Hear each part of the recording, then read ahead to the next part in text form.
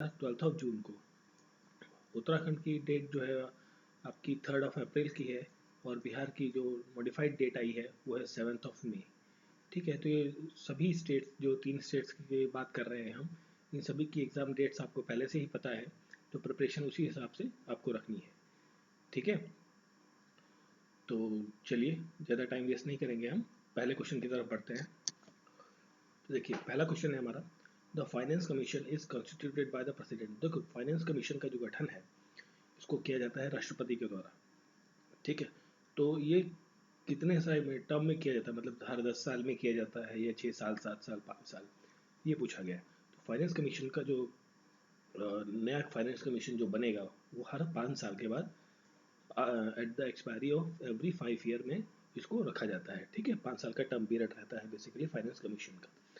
और ये actually basically constitutional body है। कौन? फाइनेंस कमीशन जो है क्या है आपकी कॉन्स्टिट्यूशनल संवैधानिक बॉडी है, जिसका पर्पज़ ये होता है कि जो रेवेन्यू बेसिकली पैसा, मनी है ना, मनी रिसोर्सेस को यूनियन और स्टेट इन दोनों के बीच में as per the requirement, as per their need, उसको क्या करना, डिस्ट्रीब्यूट करना। ठीक है, जो बेसिकली टैक्स कलेक्ट हुआ है उसको डिस्ट्रीब्यूट करना यूनियन और स्टेट के बीच में, ये मेन काम है फाइनेंस कमीशन का। ठीक है, और इसके लिए जो आर्टिकल है वो है आपका आर्टिकल नंबर 280। 280 नंबर का आर्टिकल जो है वो फाइनेंस कमीशन के बारे में बात करता है कि भारत के संविधान के अंदर फाइनेंस कमीशन जो है एक संवैधानिक बॉडी है, कॉन्स्टिट्यूशनल बॉडी है। ठीक है, जो बेसिकली क्या करती है, relationship between centre and state को मैनेज करती है इन टर्म्स ऑफ फाइनेंस। ठीक है, और इसकी जो स्थापना हुई थी, इस्टेब्लिशमेंट ये करी गई थी 1951 के अंदर। ठीक है, after the enactment of the constitution, उसके 1 साल बाद ये इसकी स्थापना की गई थी।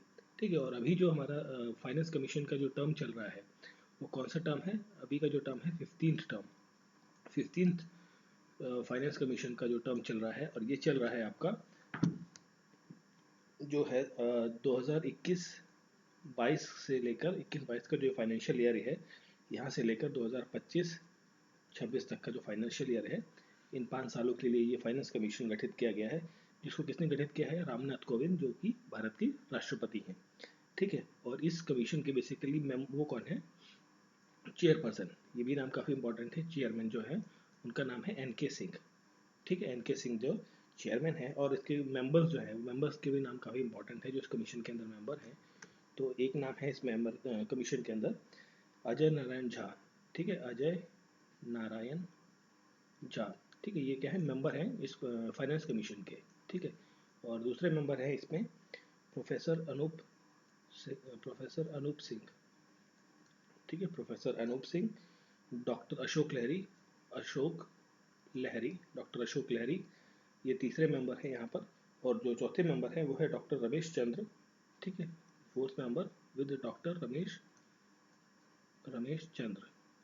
ठीक है, तो ये 4 मेंबर्स हैं इस फाइनेंस कमीशन के अंदर, और साथ में इसमें जो सेक्रेटरी हैं ऑफ द कमीशन, उनका नाम भी इम्पोर्टेंट है, वो है अरविंद मेहता।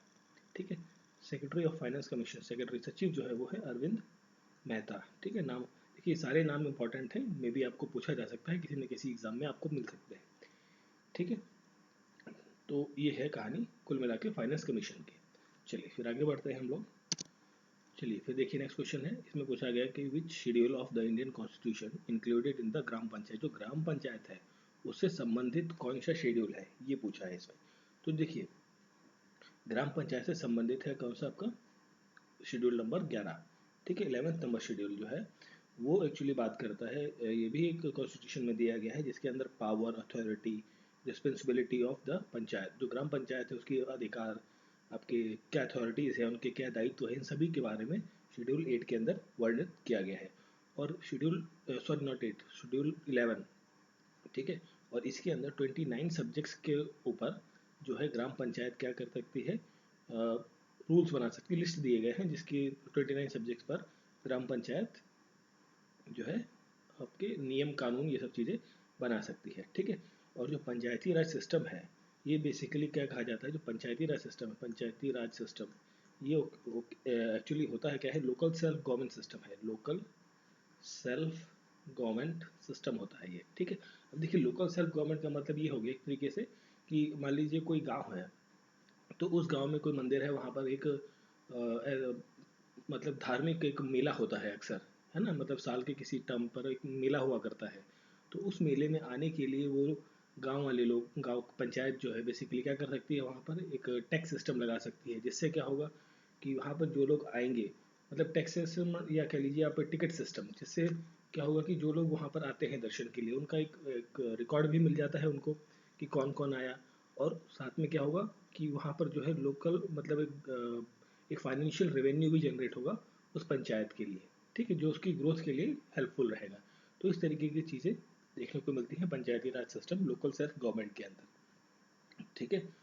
और ये चीज़ जो 11 शेड्यूल है ये बेसिकली आया था 1992 के अंदर, जो अमेंडमेंट हुआ था उसके अंदर, ठीक है। और इसमें जो 73rd अमेंडमेंट था, इसके लिए कौन सा अमेंडमेंट था, पंचायती राज से 73rd कॉन्स्टिट्यूशनल अमेंडमेंट एक्ट 1992। इस अमेंडमेंट के तहत जो 11 शेड्यूल है और 12 शेड्यूल, ये दोनों शेड्यूल जो है ऐड किए गए थे। 11 शेड्यूल आपका पंचायती राज सिस्टम के बारे में बात करता है, और जो ये 12 शेड्यूल है, ठीक है, 12वां शेड्यूल, ये बात करता है पावर्स, रिस्पॉन्सिबिलिटी एंड ऑफ किसकी, म्यूनसिपैलिटी की। देखिए 11 है पंचायत के बारे में और 12 है म्यूनसिपैलिटी, ठीक है। देखिए पंचायत, ये ग्राम पंचायत, ये सब जो है ये एक्चुअली विलेज लेवल पर है, और ये आपका म्यूनसिपैलिटी शहरों पर है। शहर मतलब जो आपके छोटे शहर भी हो सकते हैं, बड़े शहर भी हो सकते हैं, कस्बे भी हो सकते हैं, ठीक है। तो उनको मैनेज करने के लिए जो लोकल सेल्फ गवर्नमेंट है वो कहलाती है आपकी म्यूनसिपैलिटी, ठीक है। तो उसके बारे में शेड्यूल 12 के अंदर बात करी गई है। और इसके लिए जो अमेंडमेंट था, जो शेड्यूल 12 ऐड किया गया कॉन्स्टिट्यूशन के अंदर, वो था 74th अमेंडमेंट एक्ट। और ये कब हुआ था, 1992 के अंदर। देखिए 73rd हुआ 11 शेड्यूल के लिए पंचायती राज, 74th हुआ आपका 12 शेड्यूल म्यूनसिपैलिटीज़ के लिए, ठीक है। तो ये दोनों इंपॉर्टेंट चीज़ें हैं, ध्यान रखनी है आपको, ठीक है।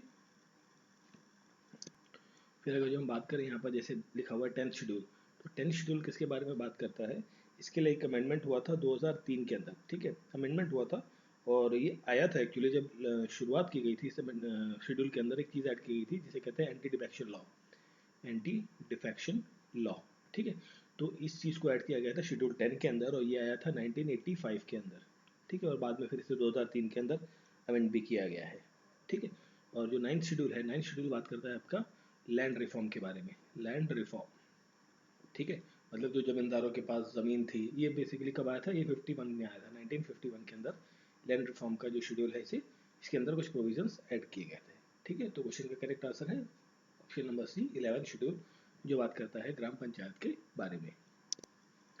चलिए फिर देखिए नेक्स्ट क्वेश्चन है हमारा, विच of the following is not a department under the ministry of finance. देखिए जो फाइनेंस मिनिस्ट्री है, वित्त मंत्रालय मंत्रालय जिसकी जो मिनिस्टर है वो कौन है प्रेजेंट टाइम पर, निर्मला निर्मला सीतारमन, ठीक है, सीतारमन। तो ये जो कौन है, फाइनेंस मिनिस्टर है प्रेजेंट टाइम पर, ठीक है। तो इस मिनिस्ट्री के अंदर कौन कौन से डिपार्टमेंट्स नहीं आते हैं, देखिए एक्चुअली क्या होता है ना कि जो मिनिस्ट्रीज होती है इसके अंदर बहुत सारे अलग अलग डिफरेंट डिपार्टमेंट्स को एड ऑन रहते हैं। तो इसके अंदर कौन सा नहीं आता, तो उससे पहले आपको ये पता होना चाहिए कि इसके अंदर आते कौन कौन से हैं। तो अगर जो हम बात करें मिनिस्ट्री ऑफ फाइनेंस की, ठीक है, तो इसके अंदर जो डिपार्टमेंट्स आते हैं, तो एक तो आपका आता है expenditure department, department of expenditure, जो ऑप्शन नंबर ए है आपका, ठीक है। फिर आता है डिपार्टमेंट ऑफ रेवेन्यू, ये भी है आपका सेकंड नंबर पे, रेवेन्यू डिपार्टमेंट भी आता है इसके अंदर। फिर डिपार्टमेंट ऑफ फाइनेंशियल सर्विसेज, ठीक है, फाइनेंशियल सर्विसेज का जो डिपार्टमेंट है वो भी आपका मिनिस्ट्री ऑफ फाइनेंस के अंदर आता है, ठीक है। फिर इसके अंदर आता है फोर्थ डिपार्टमेंट, जिसका नाम है department of investigation and public एसेस मैनेजमेंट, ठीक है, डिपार्टमेंट ऑफ आप इसको कह लीजिए इन्वेस्टिगेशन एंड पब्लिक एसेस मैनेजमेंट, ठीक है, मैंने शॉर्ट में लिख दिया है, इन्वेस्टिगेशन एंड पब्लिक एसेस मैनेजमेंट का जो डिपार्टमेंट है वो भी अंडर डिपार्टमेंट ऑफ फाइनेंस के अंदर आता है, ठीक है। फिर आता है इसके अंदर एक और department, fifth department, department of economic affairs, ठीक है, ईए, इकोनॉमिक अफेयर्स का जो मंत्रालय है वो भी आता है आपका फाइनेंस मिनिस्ट्री, वित्त मंत्रालय के अंतर्गत, ठीक है। तो देखिए क्वेश्चन में तो आपको पता लग गया था कि ये तीन ऑप्शन नहीं है, तो कौन सा ऑप्शन है correct answer, option number D, D जो है department of promotion of industry and internal trade. तो ये जो ट्रेड वाला जो रिलेशन है बेसिकली, ये डिपार्टमेंट ये आता है ministry of commerce and industry के अंदर, ministry of commerce and industry, ठीक है, उसके अंतर्गत आता है, और जिसके मिनिस्टर हैं प्रेजेंट टाइम पर कौन है, पीयूष गोयल। ठीक है, पीयूष गोयल जो है इस मिनिस्टर के मिनिस्ट्री के मिनिस्टर है। ठीक है, और अगर जो हम कुछ और डिपार्टमेंट्स की बात करें तो ये तो क्वेश्चन का करेक्ट आंसर आपको मिल गया। ये किसके अंदर आता है, ministry of commerce and trade, internal trade के उसमें, sorry, ministry of commerce and industry के अंदर आता है आपका promotion end of industry and internal trade. ठीक है, बाकी तीनों जो है आपके फाइनेंस मिनिस्ट्री के अंदर आते हैं। अगर जो हम बात करें एक और इम्पॉर्टेंट मिनिस्ट्री है डिफेंस मिनिस्ट्री। ठीक है, डिफेंस मिनिस्ट्री, इसके मिनिस्टर कौन है, राजनाथ सिंह। ठीक है, तो इसके अंदर आते हैं डिपार्टमेंट ऑफ डिफेंस एक आता है, फिर एक आता है आपका डिपार्टमेंट ऑफ डिफेंस प्रोडक्शन। ठीक है, DDP, department of defence production, department of defence and department of ex service welfare. ठीक है, DEWS, department of ex service welfare, जो लोग सेना से रिटायर हो चुके हैं उनके लिए एक जो डिपार्टमेंट है, वेलफेयर स्कीम वगैरह जो भी रहती है वो इसके अंदर आती है। फिर आता है DRDO, जो DRDO है, ठीक है, defence research and development organisation. ठीक, ये भी आपका डिफेंस मिनिस्ट्री के अंडर आता है। फिर है आपका DMA होता है डिपार्टमेंट ऑफ मिलिट्री अफेयर्स। ठीक है, मिलिट्री अफेयर्स का जो डिपार्टमेंट है वो भी डिफेंस मिनिस्ट्री के अंदर आता है। ठीक, और इसके साथ में डिफेंस मिनिस्ट्री के बाद फिर एक और इम्पॉर्टेंट बचता है, मिनिस्ट्री है जिसे कहते हैं MHA, ministry of home affairs, गृह मंत्रालय, जिसके मिनिस्टर कौन है, अमित शाह। इसके अंदर जो डिपार्टमेंट है उसके बारे में बात करें तो डिपार्टमेंट ऑफ बॉर्डर मैनेजमेंट, जो सीमाएं हैं उनको मैनेज करना, मैनेजमेंट वाला जो डिपार्टमेंट है वो भी इसके अंदर आता है। Internal security, department of internal security, ठीक है, उसका मिनिस्ट्री आपकी MHA है।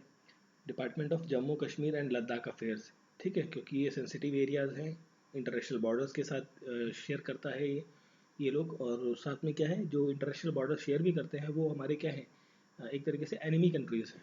ठीक है, फ्रेंडली कंट्रीज नहीं है, तो उसका जो डिपार्टमेंट है वो भी होम मिनिस्ट्री के अंदर आता है। मिनिस्ट्री ऑफ होम, गृह मंत्रालय, वो तो आपका MHA के अंदर आता ही है, मिनिस्ट्री ऑफ होम अफेयर्स के अंदर।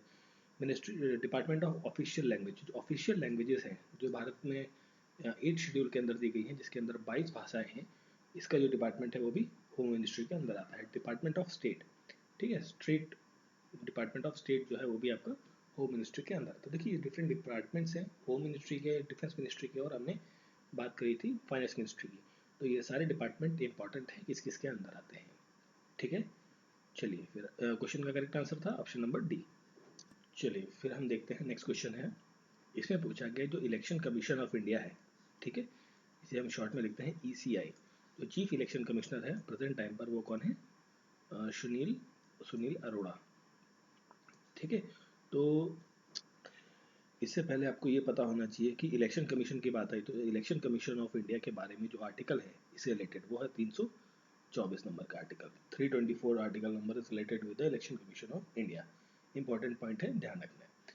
तो क्वेश्चन में पूछा गया था कि इलेक्शन कमीशन ऑफ इंडिया जो है वो कंडक्ट करता है इलेक्शन किसके लिए, प्राइम मिनिस्टर के लिए, पंचायत के लिए, या वाइस प्रेसिडेंट के लिए, इनमें से कोई सा भी नहीं। तो इसका करेक्ट आंसर है वाइस प्रेसिडेंट के लिए। देखिए अगर जो हम बात करें ना इलेक्शन कमीशन ऑफ इंडिया, ये मतलब ये सेंट्रल गवर्नमेंट वाला जो दिल्ली में जिसका हेडक्वार्टर है उस इलेक्शन कमीशन के बारे में बात कर रहा है।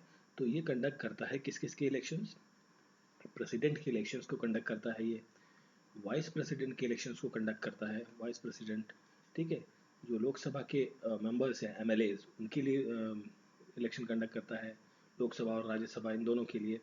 फिर जो मेंबर ऑफ लेजिस्लेटिव असेंबली है, ठीक है, या मेंबर ऑफ लेजिस्लेटिव काउंसिल है MLC, ठीक, इन सभी के लिए जो है इलेक्शन कंडक्ट करता है कौन, इलेक्शन कमीशन ऑफ इंडिया।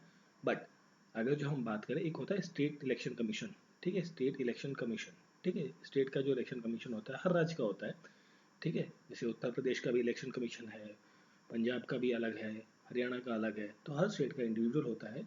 तो ये जो स्टेट इलेक्शन कमीशन है ये क्या करता है, जो पंचायत के इलेक्शन होते हैं, ठीक है, या नगर निगम के जो इलेक्शंस होते हैं, म्यूनसिपैलिटीज़ के जो इलेक्शंस होते हैं उनको कवर अप करता है। ठीक है, स्टेट वाला का काम है इन इलेक्शंस को कंडक्ट कराना, तो इसके साथ जाएगा स्टेट इलेक्शन कमीशन। ठीक है, वाइस प्रेसिडेंट तो आपको पता लग गया, करेक्ट आंसर है। अब बात रही प्राइम मिनिस्टर की, अब कहेंगे कि प्राइम मिनिस्टर भी तो इलेक्ट होकर आता है।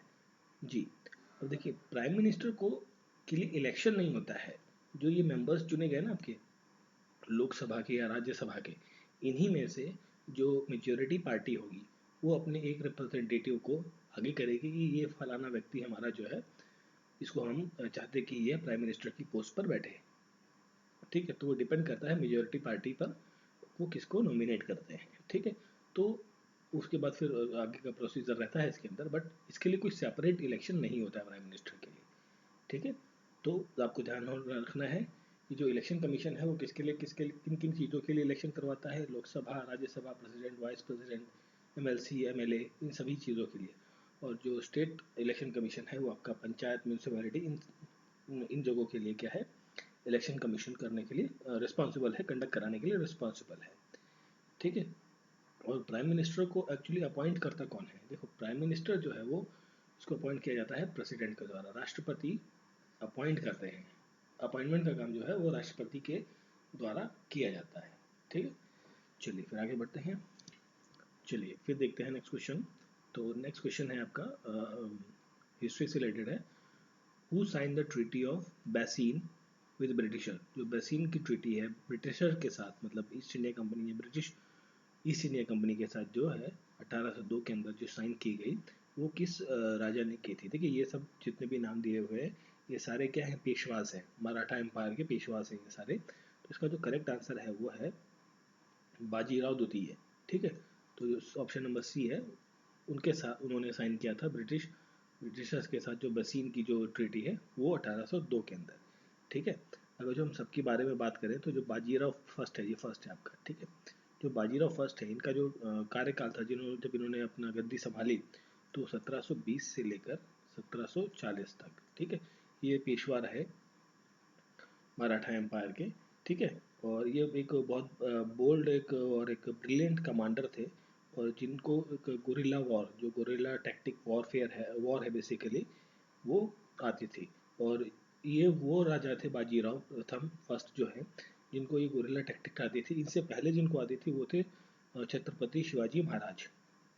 ठीक है, अब इनके टाइम पर जो है वो चौथ सिस्टम, चौथ का मतलब होता है, देखिए चौथ सिस्टम का मतलब होता है कि 1/4 ऑफ द रेवेन्यू, मतलब जो भी आप कमा रहे हो उसका एक चौथाई हिस्सा जो है वो अ, दिया जाएगा। मतलब जो रूल कर रहा है, जैसे ब्रिटिशर्स है या पुर्तगीज है, बेसिकली इस टाइम जो कौन था, पुर्तगीज थे। ब्रिटिशर्स का इतना ज़्यादा इंटरफेरेंस नहीं था साउथ में, इस टाइम पर पुर्तगीज थे। इन्होंने जो है बाजीराव प्रथम ने जो चौथ के खिलाफ जो है, बेसिकली जो चौथ कलेक्ट किया जाता था, 1/4 ऑफ द रेवेन्यू कलेक्ट किया जाता था, उसके खिलाफ एक लड़ाई लड़ी थी बसीन में। ठीक है, बसीन इसी जगह पे, किसके अगेंस्ट, पुर्तगीज के खिलाफ। पुर्तगीज जो पुर्तगाल के लोग थे, पुर्तगीज के खिलाफ 1733 के अंदर, 1733। ठीक है, इसी टाइम पर कौन सा एक्ट आया था आपका, जो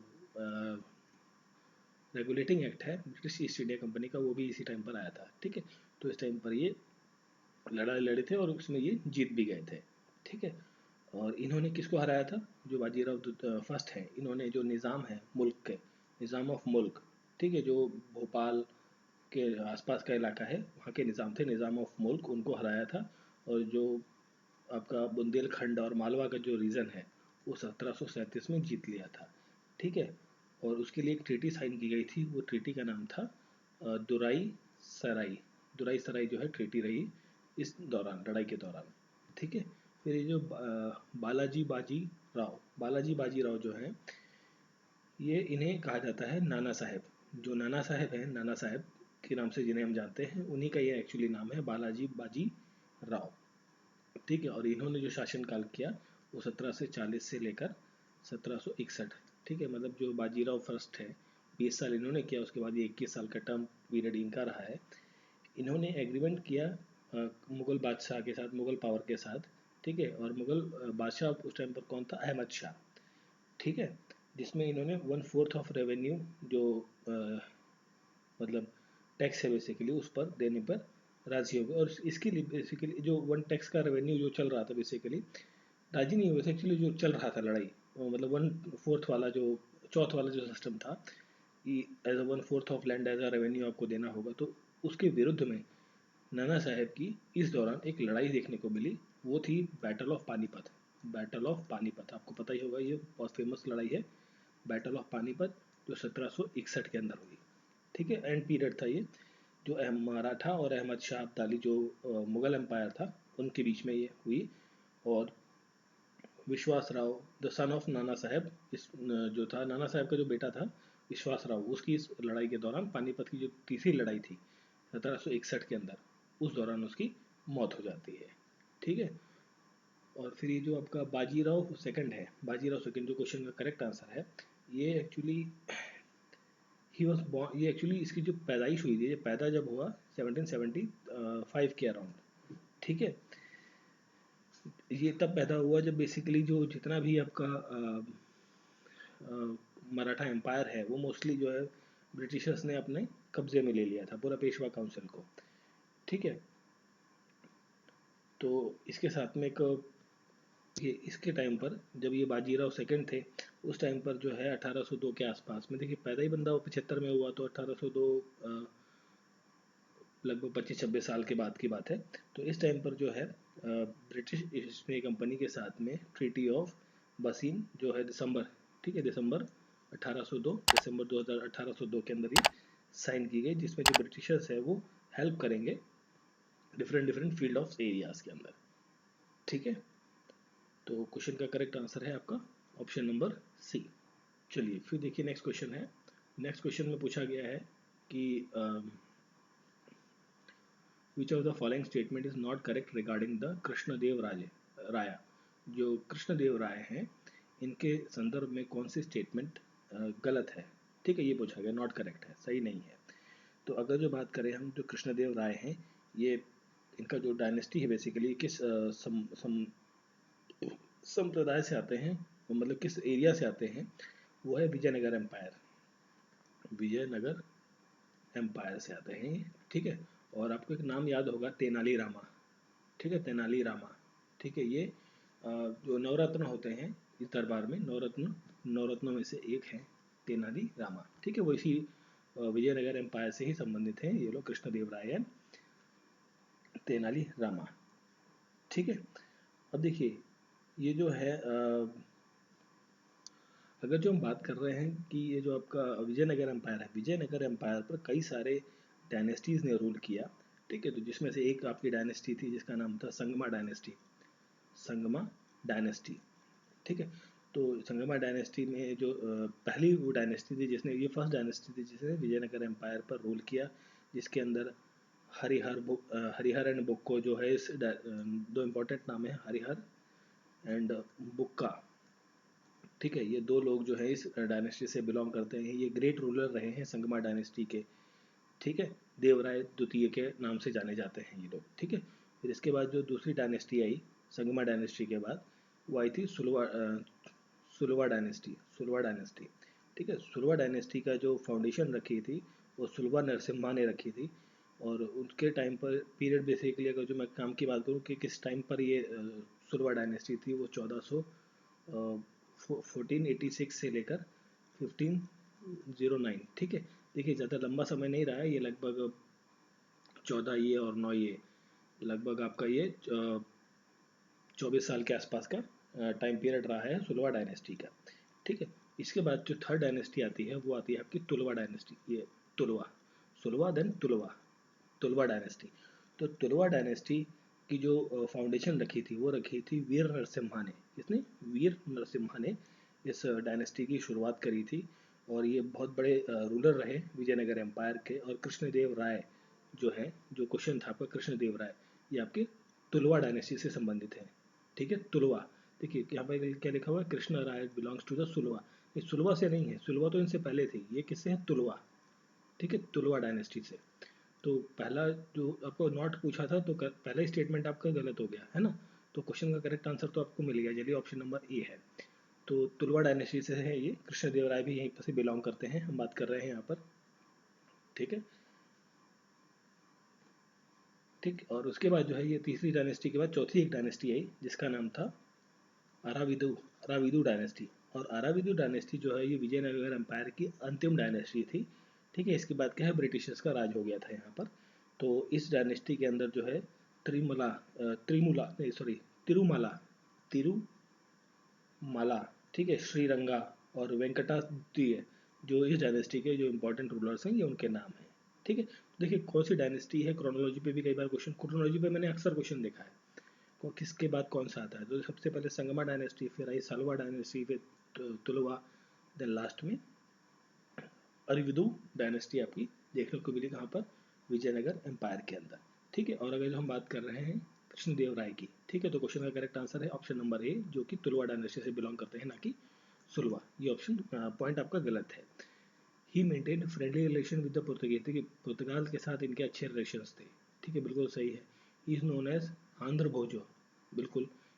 हिज ऑथर अमुक्ता मालाध्या, ठीक है, तेलुगु वर्क है जो उनका जो ऑथराइज्ड है, मतलब जो टेक्स्ट है वो इस नाम से लिखा गया है। ठीक है, और हम बात कर रहे हैं अगर जो कृष्णदेव राय की, तो कृष्णदेव राय का जो रूलिंग पीरियड था वो 1509 से लेकर 1530, ठीक है, इस दौरान जो है इनका रूल पीरियड रहा है। ठीक है, और कृष्णदेव राय ने एक लड़ाई लड़ी थी, ठीक है, डेक्कन सुल्तान के खिलाफ, जिसमें उनकी जीत हुई थी। ठीक है, ठीक है, तो क्वेश्चन का करेक्ट आंसर है ऑप्शन नंबर ए। चलिए फिर देखिए नेक्स्ट क्वेश्चन है। नेक्स्ट क्वेश्चन में पूछा गया है कि मैच ऑफ द फॉलोइंग दिया हुआ है, ये सुल्तानों के नाम है और उनके जो काम किए गए क्या क्या इंपॉर्टेंट वर्क रहे हैं उनके साथ में मैच लगाना है आपको। तो जो मोहम्मद बिन तुगलक है, ठीक है, इसने जो टोकन सिस्टम था, ठीक है, वो शुरू किया था। टोकन सिस्टम इसके टाइम पीरियड में मोहम्मद बिन तुगलक के टाइम पर शुरू किया गया था। जो अलाउद्दीन खिलजी है, ठीक है, ये अलाउद्दीन खिलजी और ये पद्मावती वाला, रानी पद्मावती, राजा जय सिंह वाला, ठीक है, और इसके टाइम पर जो है मार्केट रिफॉर्म काफ़ी हुए। ठीक है, कई सारे मार्केट रिफॉर्म्स देखने को मिले हैं अलाउद्दीन खिलजी के कार्यकाल के दौरान। फिर जो बलबन है, बलबन ने थ्योरी ऑफ किंगशिप के बारे में बात करी। थ्योरी ऑफ किंगशिप मतलब राज कैसे करना है, इन सब चीज़ों के बारे में जो कॉन्सेप्ट हैं वो दिए गए। कुतुबुद्दीन ऐबक, ठीक है, इससे जो लास्ट ऑप्शन आपको मिलता है कुतुबुद्दीन ऐबक, हसन निज़ामी, हसन निज़ामी से संबंधित है ये। ठीक है, और जो देखिए अभी हम बात कर रहे थे क्वेश्चन का करेक्ट आंसर पहले लगा लेते हैं। फर्स्ट का एक मिनट, आपका ये जो ये एक आ गया बी सी डी, देखिए ये आ रहा है, ठीक है, डी होगा यहाँ पर। तो फर्स्ट का डी है, सेकंड का आपका बी है, थर्ड का है आपका ए। तो जो करेक्ट आंसर है इस क्वेश्चन का ऑप्शन नंबर ए करेक्ट होगा। तो जो और बात करें हम इसके बारे में तो जो मोहम्मद बिन तुगलक है, इसने जो करेंसी टोकन करेंसी सिस्टम जो चालू किया, ये किया था 1329 से 30 के बीच में। ठीक है, 1330 या 1329 के आसपास में इसने ये सिस्टम चालू किया था। ठीक है, और जो लैंड रिफॉर्म है, लैंड रिफॉर्म का मतलब ये होगा कि जो आपके सैलरी पेयर्स, आपके सोल्जर्स हैं, जो सैनिक हैं, उनको जो सैलरी मिलती है वो अलाउद्दीन खिलजी के द्वारा एज अ प्राइज, मतलब एज अ फॉर्मेट में दी जाएगी। ठीक है, और बलबन ने थ्योरी ऑफ किंगशिप के बारे में बात करी, मतलब representation of God on the earth, ठीक है, उसके बारे में बात करी है बलबन ने। ठीक है, और जो ये आपका था कुतुबुद्दीन ऐबक, ये था हसन का एक स्कॉलर था, ग्रेट स्कॉलर था निज़ाम हसन के दरबार में। अगर तो कुछ और इम्पोर्टेंट फैक्ट्स के बारे में बात करें तो जो ये आपका अलाउद्दीन खिलजी है, ठीक है, इसने जो अपना फादर लॉ, जो उसका ससुर था जलालुद्दीन खिलजी, उसको मारकर दिल्ली की गद्दी पर कब्जा कर लिया था 1296 के अंदर। ठीक है, 1296 के अंदर जो अलाउद्दीन है उसने अपने फादर इन लॉ, ठीक है, उसको मारकर दिल्ली पर पूरा कब्जा कर लिया, और उसने क्या शुरुआत की थी, जो सैलरीज है सोल्जर्स की, उनको इन कैश में देना शुरू किया। ठीक है, जिसे बाद में मार्केट रिफॉर्म के नाम से बाद में जाना गया है, मतलब जो हमारा मैच बनता है यहाँ पर। ठीक है, और कुतुबुद्दीन ऐबक आप जानते ही होंगे इसका नाम। जो कुतुबुद्दीन ऐबक जो है बेसिकली ये स्लेव डायनेस्टी का स्लेव था, किसका, जो मोहम्मद गौरी था, मोहम्मद गौरी। ठीक है, मोहम्मद गौरी का ये स्लेव हुआ करता था, और जो मोहम्मद गौरी ने इसे इंडिया भेजा था अपना गवर्नर बनाकर। ठीक है, क्लियर। और जो Qutubi dynasty, basically Qutubi dynasty है, ये एक्चुअली 2 साल तक चली थी, कुतुबुद्दीन ऐबक के नहीं चलाई थी। 1206 से लेके 1211 के बीच में चली थी ये डायनेस्टी। कुतुबुद्दीन ऐबक ने इसकी शुरुआत करी थी, ये मतलब 5-6 साल ही चली, उसके बाद ये ख़त्म हो गई डायनेस्टी। ठीक है, चलिए फिर देखिए नेक्स्ट क्वेश्चन है आपका पुस्ती मार्ग। पुस्ती मार्ग जो है वो किसके द्वारा प्रोपाउंड किया गया था, वो किया गया था वल्लभाचार्य के द्वारा। ठीक है, वल्लभाचार्य। तो क्वेश्चन का करेक्ट आंसर है वल्लभाचार्य। और जो वल्लभाचार्य हैं इनका जो समय काल था या कालखंड था, ये वही वाला बेसिकली समकालीन बात करें या कंटेम्प्रेरी की बात करें तो कंटेम्प्रेरी ऑफ श्री कृष्ण देव राय। जो कृष्ण देव राय थे, कृष्ण देव राय, जो आपके तुलवा वंश से संबंधित राजा, विजय के नगर एम्पायर वाले, ठीक है, ये उन्हीं के समकक्ष थे। मतलब जिस टाइम पर ये थे उसी टाइम पर ये वल्लभाचार्य थे जिन्होंने ये पुष्टि मार्ग जो है इस चीज़ की जो है वो प्रोपाउंड किया था। ठीक है, और ये बेसिकली क्या है, जो पुष्टि मार्ग है ये एक्चुअली क्या है आपका, ये फॉर्म है कृष्ण, जो भगवान कृष्ण है उनकी पूजा करने का एक तरीका, या उसमें जो चीज़ें दी गई हैं पाथ ऑफ डिवोशन के बारे में बात करी गई है इसके अंदर, पुष्टि मार्ग के अंदर। ठीक है, बेसिकली ये भक्ति के बारे में, नरिशन, पूजा पाठ और इन सब चीज़ों के बारे में इसमें बताया गया है। चलो फिर देखते हैं हम नेक्स्ट क्वेश्चन। ये भी एक मैच ऑफ द फॉलोइंग है, जिसमें एंग्लो मराठा वॉर्स के बारे में दिया गया है और उसके साथ में जो ट्रीटीज हुई किन के बीच में हुई, क्या क्या इवेंट्स हुए, उनके बारे में मैच ऑफ द फॉलोइंग आपको लगाना है। ठीक है, तो देखिए जो फर्स्ट एंग्लो मराठा वॉर है ये आपको देखने को मिली थी कब, 1775 से लेकर 82 के बीच में पहली एंग्लो मराठा वॉर हुई थी। ठीक है, और इसके साथ में जो ट्रीटी साइन हुई थी उस ट्रीटी का नाम था treaty of Surat. Treaty of Surat sign हुई, treaty of Purandar Purandar Purandar sign हुई थी। ठीक है, और ट्रीटी ऑफ सलाबाई। ठीक है, देखिए जो आपका एंग्लो मराठा वॉर है, ठीक है, पहला एंग्लो मराठा वॉर, इसके साथ में ये 3 ट्रीटियाँ साइन हुई, सूरत, पुरंदर और सालाबाई। और देखिए जो सालाबाई है ट्रीटी, ये साइन हुई थी 1782 के अंदर, मतलब जो ये लड़ाई खत्म हो रही थी उस टाइम पर जो साइन हुई ट्रीटी वो सालाबाई थी। ठीक है, तो देखिए पहले के साथ जो मैच करता है वो ऑप्शन नंबर 2। ठीक है, ए के साथ आपका क्या जा रहा है, सेकंड। चलिए फिर हम बात करते हैं नेक्स्ट की, सेकंड एंग्लो मराठा वॉर। देखिए फर्स्ट एंग्लो मराठा वॉर हो गई, अब हम बात कर रहे हैं सेकंड एंग्लो मराठा वॉर की। तो ये हुई थी आपकी सेकंड वाली 1802 से 5 के बीच, मतलब 1802 से लेकर 1805 के बीच में ये लड़ाई हुई। पेशवा बाजीराव जो द्वितीय थे उन्होंने एक ट्रीटी साइन करी थी इस लड़ाई में ब्रिटिशर्स के साथ में। ठीक है, 1802 के अंदर, जिसे कहते हैं ट्रीटी ऑफ बेसिन। इस रिलेटेड हमने क्वेश्चन एक किया हुआ है पिछले आई थिंक 2 दिन क्वेश्चन बैक, हमने ये ट्रीटी ऑफ बेसिन के बारे में बात करी थी। वो कौन थे, पेशवा थे बाजीराव द्वितीय। ठीक है, बाजीराव सेकंड, जिन्होंने ये लड़ाई के बाद ट्रीटी ऑफ बेसिन साइन की और एक्सेप्ट किया सब्सिडरी अलायंस किसकी, ब्रिटिश ईस्ट इंडिया कंपनी की। ठीक है, इसके बाद फिर लड़ाई हुई थर्ड एंग्लो मराठा वॉर। तो देखिए सेकंड के साथ क्या बन रहा है, फर्स्ट, मतलब बी के साथ आपका फर्स्ट ऑप्शन हो रहा है। थर्ड एंग्लो मराठा वॉर जो है ये हुई थी आपकी इसको कहाँ लिखे हैं, यहाँ लिखते हैं चलिए। थर्ड एंग्लो मराठा वॉर जो है वो 1817 से लेकर 19 के बीच में, मतलब ये 3 साल के आसपास ये लड़ाई चली है। ठीक है, जिसके अंदर जो पेशवा बाजीराव द्वितीय थे, देखिए इसमें भी आपका जो पेशवा बाजीराव द्वितीय है इसमें भी वही है, वो ये हार गए थे। देखिए उसमें तो सेटलमेंट कर लिया सेकेंड एंग्लो मराठा वॉर के दौरान। ठीक है, बट जो तीसरी लड़ाई हुई देखिए 5 में ख़त्म हुई, फिर ये 12-13 साल बाद ये जो थर्ड वॉर हुई, इस दौरान जो पेशवा बाजीराव द्वितीय थे इनकी क्या हो गई, हार हो गई। कहाँ पर हार हुई थी ये, एक जगह है जिसका नाम है खारकरी, खारकरी, खारकी, सॉरी नॉट खारकी, खारकी नाम को जगह पर इनकी हार हुई थी और इनको फोर्सफुली साइन कराया गया था ट्रीटी ऑफ पूना। ठीक है, ट्रीटी ऑफ पूना साइन कराई गई थी इनसे, फोर्सफुली ज़बरदस्ती कराई गई थी। और इस टाइम पर जो मराठा, देखिए एक्चुअली लास्ट मैच क्या बनता है, यही बनता है। तो इस टाइम पर जो मराठा एम्पायर था उसमें चीफ कौन कौन से थे इनके बारे में, पेशवा बाजीराव द्वितीय थे, यशवंतराव, होलकर, अप्पा साहिब, भोसले, ये सारे लोग जो है हार चुके थे आपकी third war of Anglo Maratha war के अंतर्गत। ठीक है, तो आपका सी का ऑप्शन क्या बचता है, थर्ड। ठीक है, तो मतलब 2-1-3 देखिए कहाँ पर मैच कर रहा है आपका, 2-1-3, जो ऑप्शन नंबर बी है वो करेक्ट आंसर रहेगा इस पर्टिकुलर क्वेश्चन का। ठीक है, तो ये था हमारा सेट नंबर 8। ठीक है, जो कि आपका उत्तराखंड, यूपी और बिहार, इन तीनों के लिए, और भी जो अदर एग्जाम्स हैं उनके लिए भी इम्पॉर्टेंट है, बट हम फोकस कर रहे हैं इन 3 स्टेट एग्जाम्स के लिए। ठीक है, तो आई होप सो आपको सारी चीज़ें क्लियर हो गई होंगी। If in case you have any doubt please write in the comment box. ठीक है, और आपको क्या करना है आपको पता ही है, लाइक, सब्सक्राइब और बेल आइकन प्रेस करना है, और अपने दोस्तों के साथ जो प्रिपरेशन कर रहे हैं, कलीग्स के साथ में फॉरवर्ड करना है। ठीक है, चलिए मिलते हैं नेक्स्ट वीडियो में। Thank you for watching.